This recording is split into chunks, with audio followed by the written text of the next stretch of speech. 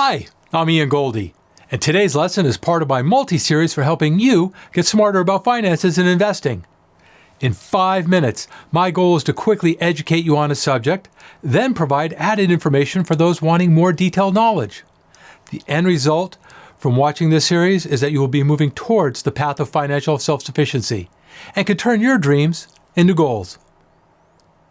Finance can be complicated, so I use on-screen text and images so viewers can pause, go back, and absorb at your own rate. Here is the overall topic and the subtopic.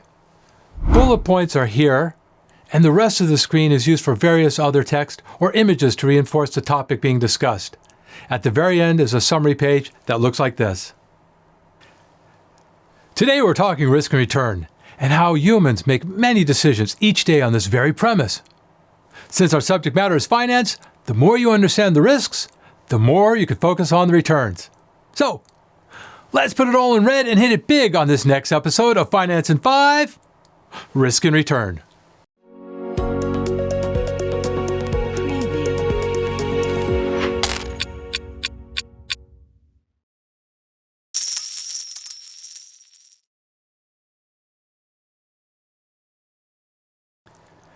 I use the roulette wheel as an example, an illustration for risk because the odds of hitting the same number twice in a row are astronomically high.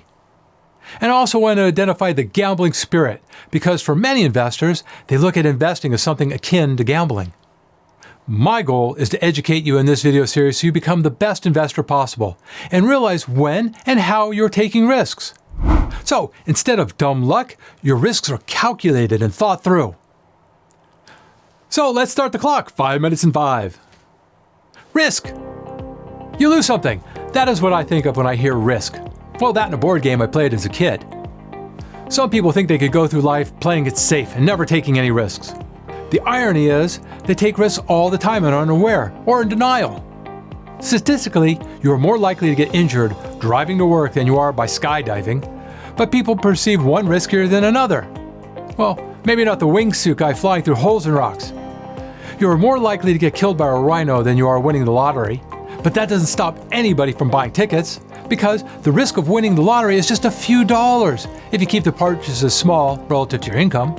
But the dreams manifested once you have that lottery ticket in your possession are from that dopamine rush of pleasure. And now the risk of losing a few dollars is barely a concern. This is how some people become addicted to gambling. The basic premise is, what are you willing to risk for what you are hoping to gain? For example, you could jaywalk across the street because you want to get to the other side faster, but you risk a ticket or getting hit by a car. Those risks are reduced by having an empty street, but they're increased for busier locations. All investment decisions should be ruled by the analysis of risk and return potential before a single dollar is invested. Professional gamblers do this, but tourist gamblers might not care because they view their dollars as entertainment. But the pro knows the odds are not guarantees and they might lose to luck, but over longer periods of time, their calculated risks will be the winning strategy. One term often used is diversify and don't put all your eggs in one basket. In financial terms, this means spreading out your dollars across many types of investments. During the 2001 dot-com bubble, people thought they were diversified by owning different companies in technology. But when the NASDAQ 100 crashed by 78%, they realized they just had the same stuff with different names. True diversity would have included investments that acted nothing like tech stocks, like bonds, gold, maybe some real estate. Other ways to diversify would be to invest in stocks in the utility sector, not in the high-growth sector. But in my opinion, for true wealth building, you need to make concentrated bets. For wealth preservation, you need diversity and lower risk investments. This risk-return analysis applies to what stage you are in life. Because if you're young and just starting, then you can invest most of your money in just a few companies. But someone retired and living on a budget, they would want to be more cautious.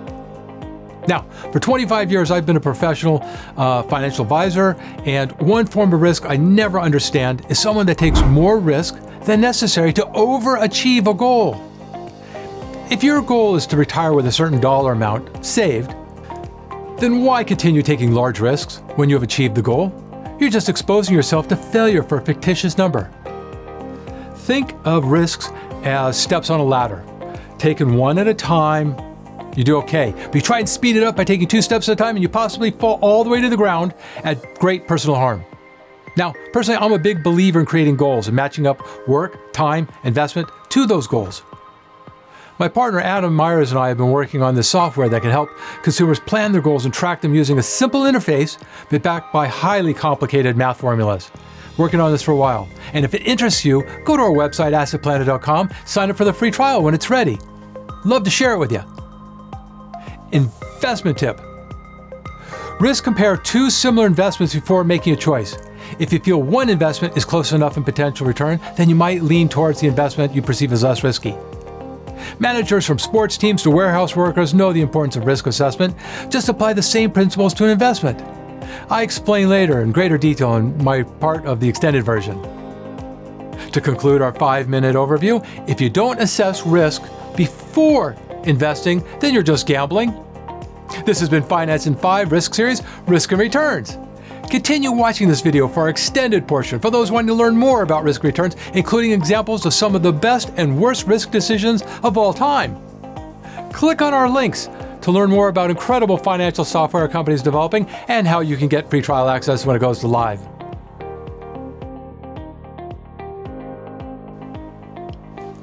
You're here to learn more about investing so you're empowered with smarter money decisions. So, let's continue with risk return and the importance to investors. We covered return in another video, and I will touch on that some more. But let's find some incredible examples of risk assessment gone right and some gone horribly wrong. And probably one of my favorite risk stories is Mark Cuban and the safety hedge he placed on his Yahoo stock he received from selling broadcast.com. He used an option strategy called a zero-cost collar.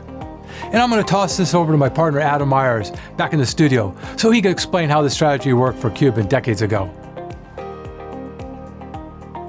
Hey Adam, turning Mark Cuban over to you. Thanks, Ian. This strategy is something that works well for those wanting to reduce risk of a concentrated position that has experienced substantial gains. Many stories have listed what Mark did as one of the top 10 financial trades of all time. Here's how it works. It all starts with 2 option contracts. An option is a financial contract that represents 100 shares of a stock and allows an investor to buy or sell that stock by a certain day at a certain price. How options are priced is an advanced topic for another video, but simplified, it's based on volatility of the underlying position and time. So options are not forever, they have expiration dates. The longer the expiration, often the more costly the option. So Mark played buyer and seller in this trade, and this limited his maximum loss in case his Yahoo position went down in price. And it did fall, from $231 to $13. This strategy is called a zero-cost collar because he outlaid money by purchasing a put option and received a similar premium in return for selling a call option with the same expiration date. By purchasing a put, Mark was granted the right to sell the stock at a fixed price, which is great if the price falls. By selling a call, Mark anticipated the stock would not rise in value and he would keep the premium if the price closed below the contract or strike price on expiration. If the stock price increases in value, this idea doesn't look so good. So if his Yahoo stock falls and the put buyer exercises their right to buy Yahoo stock for $200, then that person, being Mark Cuban, has put the risk on someone else. Mark Cuban essentially received free insurance by being smart with his risk assessment. For some more financial history on risk, I'm going to turn it back over to Ian in the studio. Hey Adam, thanks for that great explanation of Mark Cuban hedge. I'm going to give our viewers more examples of risk and return, winners and losers in past history.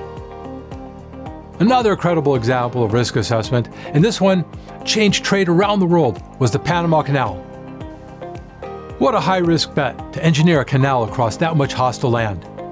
This could have simply ended up as another colossal engineering failure of man who tried to reach too far, too fast.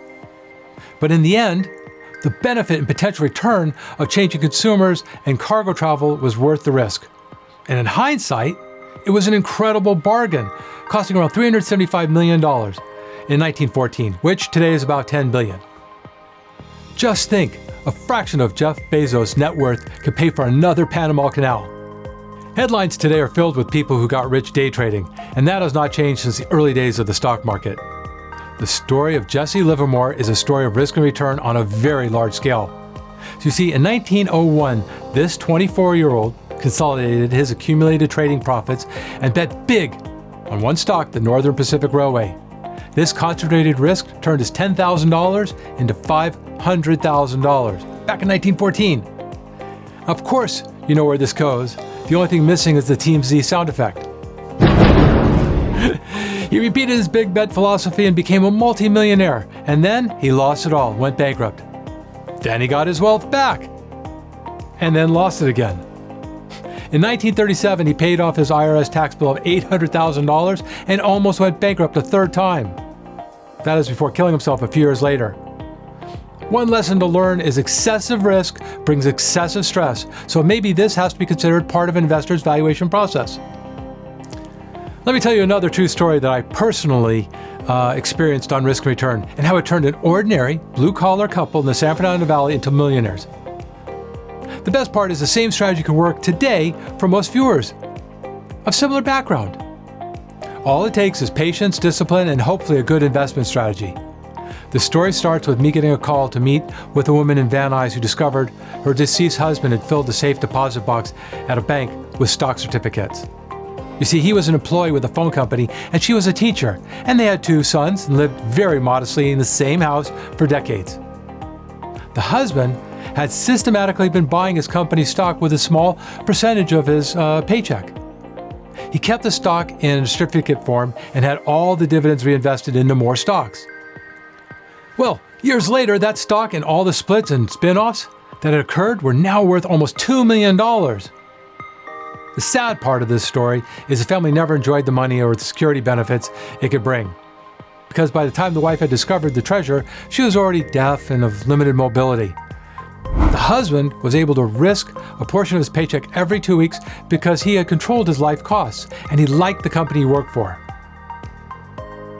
If we go back to the gambling mentality, we need to understand the risk before we play the game. And one tool that could be helpful for investors is called beta.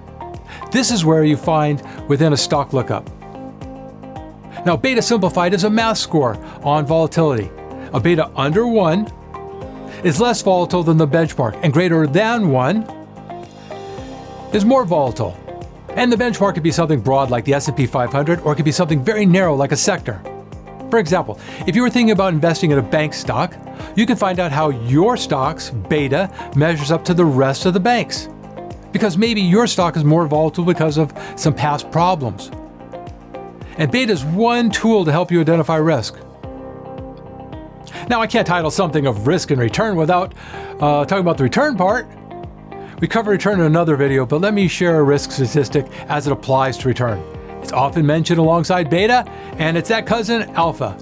Now, alpha simplified is the excess you get in risk to some benchmark. You might have a fast-growing volatile stock with a beta of 1.8. Remember, a number over 1 is more volatile, but its alpha is 3.2, which means it's growing over the benchmark in considerable fashion. So, be an alpha, hit that like and subscribe so we can make more videos like this and help people just like you become better investors. Before I conclude this extended segment of risk and return, I want you to think about all the things you do in life to better yourself and improve. Even watching this video counts. This is because you're risking your time, and that is the most valuable commodity of all. So, use this resource carefully. Life is risky, and for you to grow, you will make mistakes. I am reminded of a sports analogy where the rarity of a baseball player to hit 400 season. This means they're hitting only 4 out of 10 times successfully, failing 600% of the time. The last time a 400 was achieved was by Ted Williams in 1941, with a batting season average of 406. Failing and risk go hand in hand. I would caution about betting it all on one item unless you are highly comprehensive and comprehend that item that you're willing to take this highly calculated risk for. Now, the greatest investors of all times have often made highly concentrated investments. So can you. But my hope is you learn from some of my lessons and other research and make the most calculated decisions you can. Invest in yourself by helping us make more videos like this. Hit the like and subscribe notification button. It's the fastest return on investment we might ever get. In the comment section, tell us what you like or how we can improve. I'm Ian Goldie. This has been the extended version Finance in 5, Risk and Return. We have other ways to learn about financial topics in our series, so please check them out and share with friends and family that you want to see become more successful. My fondest hope is that I can help you become financially stronger and one step closer to turning your dreams into goals. Here's what you learned today.